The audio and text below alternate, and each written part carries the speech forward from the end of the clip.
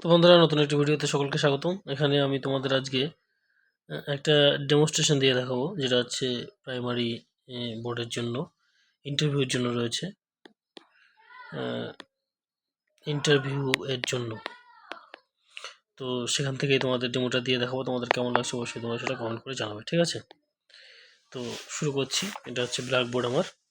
তো প্রথমে হচ্ছে তো কেমন আছো আমার প্রিয় ছাত্রছাত্রীরা? সকলে ভালো আছো না? আমিও খুব ভালো আছি, হ্যাঁ। তো আজকে তারিখটা বলো তো একটু আমাকে, তোমাদের মনে আছে তারিখটা? আজকে হচ্ছে 4 তারিখ, ঠিক বলেছো। 4/12/25, তাই তো? হ্যাঁ। আর তোমরা কোন শ্রেণীতে পড়ো? হ্যাঁ, তোমরা হচ্ছে চতুর্থ শ্রেণীতে পড়ো, তাই না? তোমরা চতুর্থ শ্রেণীতে পড়ো, আচ্ছা। তোমাদের আমি একটা গল্প পড়িয়েছিলাম, মনে আছে? নরহরি দাস। সবাই মনে আছে দেখছি। তাহলে বলো তো, যে গল্পটা যে আমি তোমাদের পড়িয়েছিলাম, এই গল্পের সবচেয়ে বুদ্ধিমান প্রাণী কে ছিল বলো তো আমাকে একটু। হুম হ্যাঁ, ছাগল ছানাটি ছিল, ঠিক আছে। তাহলে আমরা একটা গল্পটা পড়েছি, আর গল্পের লেখক সম্পর্কেও জেনেছি, তাই না? আচ্ছা রিয়া, তুমি আমাকে বলো তো, এই গল্পের লেখক কে ছিল? তুমি একটু বলো তো আমাকে। ঠিক বলেছো, লেখক ছিল কে? উপেন্দ্র কিশোর রায় চৌধুরী, তাই না? ঠিক আছে। তাহলে আজকে আমরা মজা করে একটু কি করবো বলো তো, এই সেই গল্পের যে প্রশ্ন উত্তর আছে, তোমরা দেখবে পিছনে হাতে কলমে, সেই প্রশ্ন উত্তরগুলো গুলো করবো। কি বলো, করবে তো? আচ্ছা আচ্ছা, ঠিক আছে। সকলে বসো বসো, আমি তোমাদের এক এক করে প্রশ্ন করব, আর তোমরা উত্তর দেবে, ঠিক আছে? তাহলে আমরা কি করি, প্রথমে আমরা উম, দুটো দলে তোমাদের ভাগ করে নিই। তোমরা এ দল, তোমরা বি দল। আর আমি তোমাদের সকলকে এ দলকে প্রশ্ন করব একটা, বি দলকে একটা প্রশ্ন করব। তোমরা উত্তর দেবে, কোন দল জেতে সেটা আমরা দেখবো শেষে। আচ্ছা, এ দলের মধ্যে থেকে কে দাঁড়াবে? আচ্ছা, আব্দুল দাঁড়াও। তুমি দাঁড়াও, বলো তো, যে যে আমরা ছাগল ছানাটা কাকে বলেছিল যে হ্যাঁ গা তুমি কোথায় যাও? কি বললে? হ্যাঁ, ঠিক বলেছে, তাই না? কি বললো? ছাগল ছানাটা ষাঁড়কে দেখে এই কথা বলেছিল, ঠিক আছে? তাহলে এই দল কত নম্বর পেয়ে গেল? 1 নম্বর পেয়ে গেল, তাই না? এবার আমরা চলে আসলাম বি দলের কাছে। বি দলের মধ্যে থেকে রিয়া, তুমি দাঁড়াও।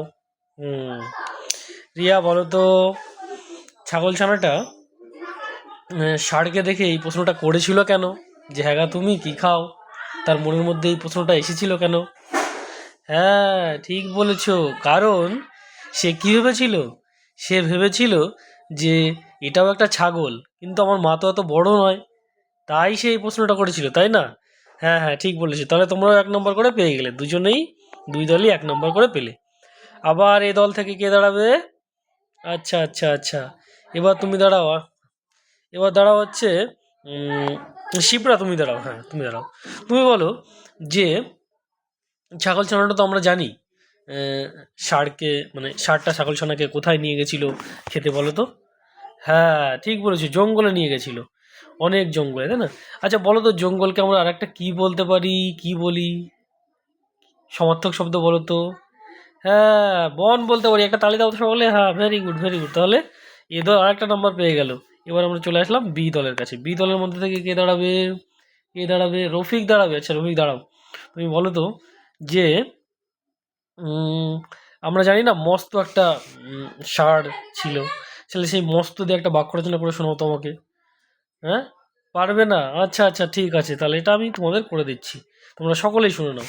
হ্যাঁ, এই বিরাট একটা বন ছিল, সেই বনের পাশ দিয়ে একটা বিরাট মস্ত একটা ষাঁড় যাচ্ছিল। তাহলে মস্ত মানে কি হলো, তোমরা একটু লিখে নাও তো। মস্ত,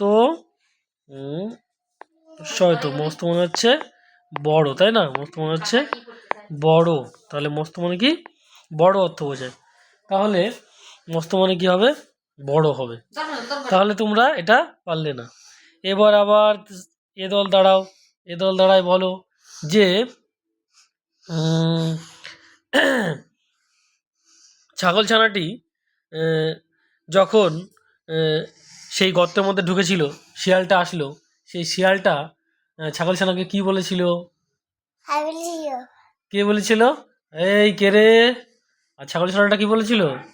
হ্যাঁ, আমি হচ্ছে লম্বা লম্বা দাড়ি, ঘন ঘন নাড়ি, সিংহের মামা আমি, নরহরি দাস। দাস। হ্যাঁ ঠিক বলেছো। তাহলে 3 নম্বর দলও 1 নম্বর পেয়ে গেল, মানে এ নম্বর দলও 1 নম্বর পেলো। হ্যাঁ, আবার আমরা বি নম্বর দলকে একটা প্রশ্ন করবো, তাই না? হ্যাঁ।